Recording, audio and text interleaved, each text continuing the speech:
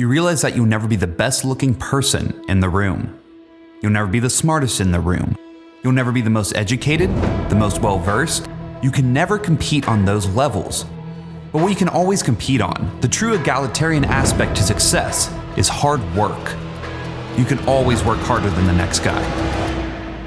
And that is a quote by Casey Neistat. And if you don't know who he is, he's a YouTuber that I fell in love with a couple years ago. He used to daily vlog and make a lot of amazing content. But this quote means a lot to me because it honestly made me reconsider life. Instead of focusing on things I don't have control over, I now instead just work harder and do more and keep getting better. And that's what it basically means, is to instead take it away from the stuff you have no control of and focus on what you do have control of. Yourself and how hard you work. The way I base my life isn't just around what Casey said.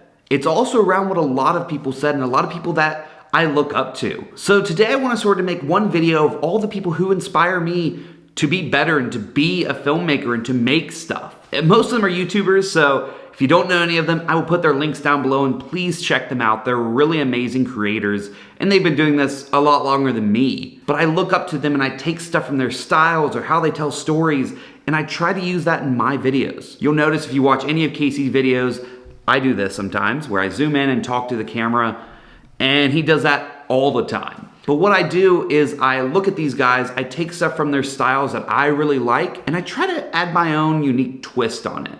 So before I go over who all these people are and all the people that have inspired me over the years, I'm gonna set up kind of a permanent setup here in my house, basically making it more like a studio where I don't have to always have this camera laid on my table. I'll show you a little bit. I'm trying to basically make a setup where I have a tripod with a monitor that I never have to take down with my light and my mic above so that I can always walk in, start filming a video in no time.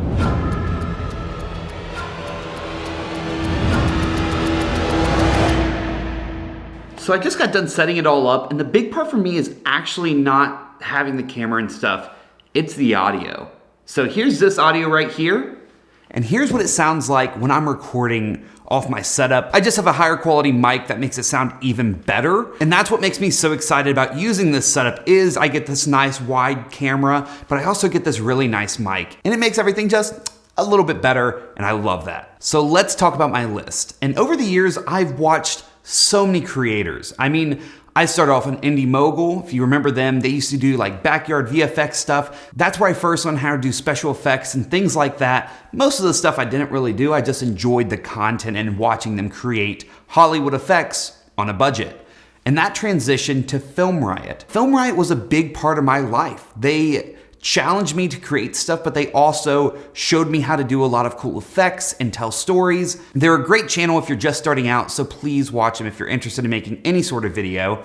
And transitioning off of that, I loved action stuff. So Freddie W was a big one, Corridor Digital. Both of those are really cool creators and they're still creating today. Freddie W turned into Rocket Jump, who created Video Game High School, which is one of the coolest series if you haven't seen it on YouTube. It's great. It's on Netflix too, I forget. But it's one of the coolest things watching a creator who would do weekly videos go and create a TV show, which was awesome. And then Corridor Digital, they do these cool VFX review videos where they look at Hollywood videos and they break down how they would do the effect.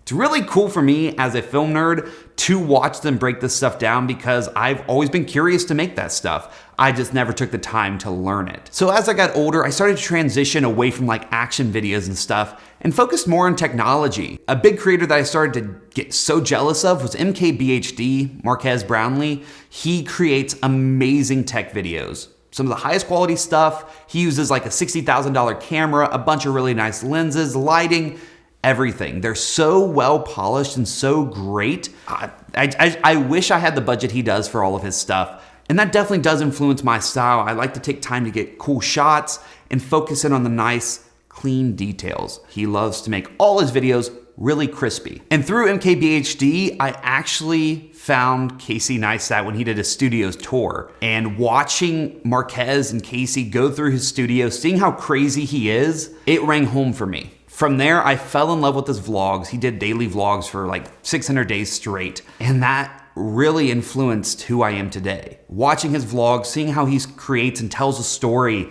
definitely changed how I tell a story. I take a lot from his videos, and you'll see a lot of that resemblance in the videos I create. I love his style and I love how he tells a story.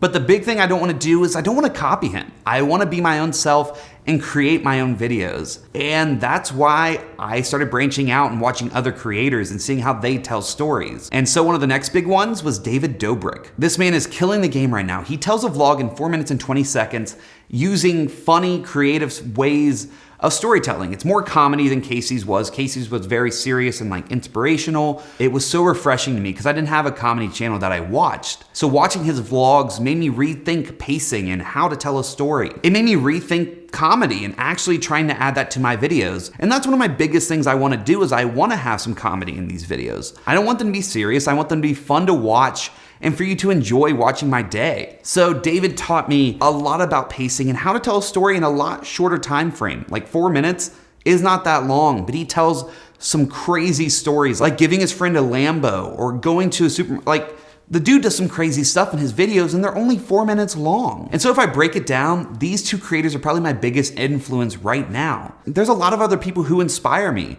PewDiePie is a big one. He creates some really good content every single day. Peter McKinnon is just an amazing cinematographer and storyteller. His videos are always beautiful. And it's so interesting to me that these are my main influences.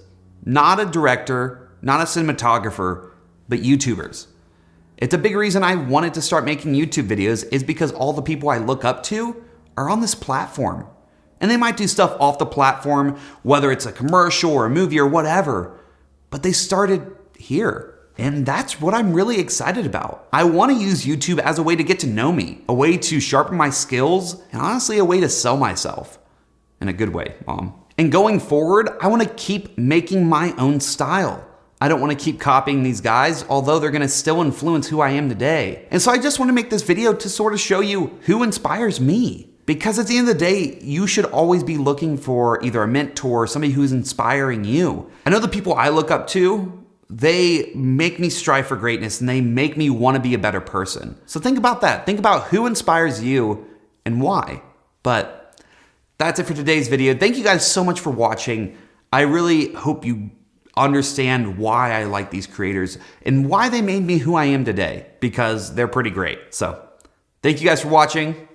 I'll see you tomorrow.